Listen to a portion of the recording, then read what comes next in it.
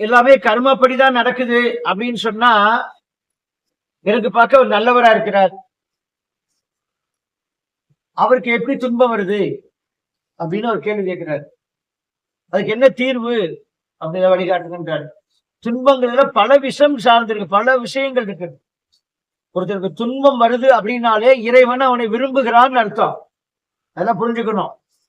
சாமி விரும்பாம துன்பம் வராது, அவன் உங்களை புழிஞ்சு எடுக்கிறதுக்காக உங்க மேல விரும்புனதுனால நீங்க இங்க மாயையில எடுத்த பொருளெல்லாம் புடுங்கி உடலையோ ஜடப்பொருளையோ புடுங்குவார்.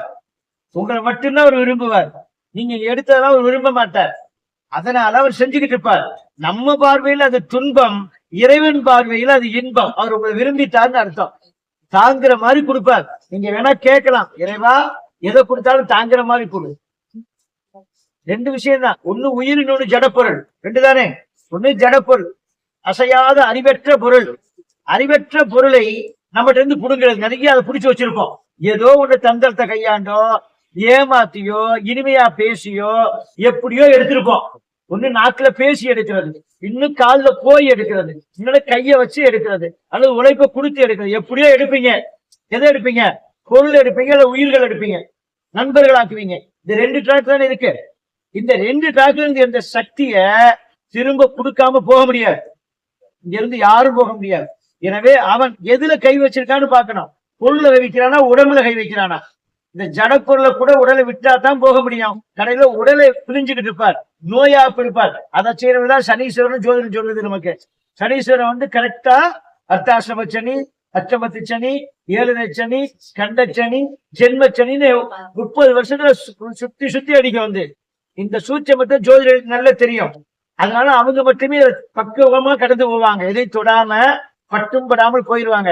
அதனால ஐயா சொன்னது அவருக்கு இன்னும் கொஞ்சம் எனக்கு விளக்க வேணும். உடல் சார்ந்த பிரச்சனையா, உறவு சார்ந்த பிரச்சனையா, பொருள் சார்ந்த பிரச்சனை, எதுல ஒரு துன்பப்படுற அப்படின்னு தெரியும். ஃபேமிலியை விட்டே பிரிஞ்சு போற நிலைக்கு அந்த சூழல். ஃபேமிலியை விட்டே பிரிகிறன்னா என்ன பிரச்சனை இருக்கு? இவர் வாழ்க்கை போக்குக்கும் அந்த குடும்பத்துக்கும் ஒத்துப்போகலைன்னு அர்த்தம். அவங்க ஒண்ணு மெட்டீரியல் பொருள் சார்ந்த உறவுல இருக்கணும், இவர் வேற ட்ராக்ல இருக்கணும், அல்லது இவர் பொருள் சார்ந்து இருக்கணும், அவங்க வேற ட்ராக்ல இருக்கணும். இது ரெண்டும் ஒண்ணு சேர முடியாம அங்க இடிக்குது. இந்த கருத்தும் அந்த கருத்து ஒத்து போகல. தினசரி அமைதியற்ற ஒரு நிலை, தினசரி சண்டை, என்ன செஞ்சாலும் உங்களுக்கு புரியல. இப்ப என்ன செய்யுது? உன்னை விட்டு நான் வெளியே போறேன் அப்படிங்கிற நிலைக்கு தள்ளப்படுது. இதுதான் சாமி செய்யறாரு. அந்த இடத்துல அது இவர் செய்யல, இதுவே இறைவன் செய்வான். இறைவன் பரமேஸ்வரன் செய்யறதுதான் அது. அவன் யார விரும்பிட்டானோ அவன் துன்பத்தை கொடுத்துருவான். இதுக்கு ஒரே தீர்வு இதுதான். அந்த போறீங்கல்ல, இந்த சொன்னாங்கல்ல கொஞ்ச நேரத்துக்கு முன்னாடி, எனக்கு இப்ப வீட்டுல கோவமே வரல. அவர் எங்க போனோம்?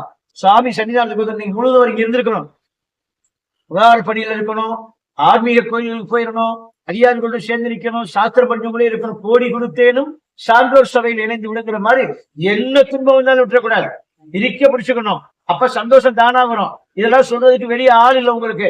இதெல்லாம் யார் சொல்லுவா உங்களுக்கு? நீங்களா முட்டி முட்டி முட்டி அது காரணம், அந்த புள்ளதான் காரணம், அவன் தான் காரணம், அந்த பொருள் தான் காரணம், ஏன் வண்டி ரிப்பேர் ஆச்சல, இது எல்லாம் வரும். அவன் தான் கொடுப்பான். உங்க மேல அன்பு வச்சிருக்கான், உங்களை நேசிக்க ஆரம்பிச்சுட்டான். நீ போதும், நீ இந்த உலகத்துக்கு வந்துட்டா நீ மேலதான் போகணும், நீ வந்த வரைக்கும் பொருளை பிடிச்சிட்டே அலையிற, இது காப்பாத்தோம், இந்த வண்டி காப்பாத்தும், இந்த பிள்ளை காப்பாத்தும், இந்த சொத்து காப்பாத்தும், இந்த வீடு காப்பாத்தும், எதுவும் காப்பாத்தாது, எல்லாம் போட்டுதான் போகணும். அது நமக்கு தெரியல, நம்ம அதை மறந்துட்டு இதை நிஜம்னு நம்பிட்டோம். இதுதான் நிஜம் நிஜம் நம்ம ஓடிட்டே இருக்கு மாயையில. அதுல பாடம் நடத்துறாரு சுவாமி, அதுல பாடம் நடத்துற. அது புரியாதனால அது கஷ்டமா தெரியுது. நம்ம நம்பணும், நம்பிக்கை துரோகமா தெரியுது. நான் நம்பினே விலகிடுச்சு, நான் ரொம்ப நம்புறது விலகுது, விலகுது, வலி வலி வலி ஏற்படுது. நம்பிக்கை துரோகம்னு அதுக்கு ஒரு பேர் வச்சிடறோம், கூடயே வச்சிருக்கிறோம். அது அறியாமையில இதை உலக நிஜம் சொல்லி கேட்க பொருளை எடுத்துருது. களவாண்டு பேர் சுட்டுறோம். அது தேவைச்சு, அது அறியாமையில இருந்து எடுத்திருக்குது.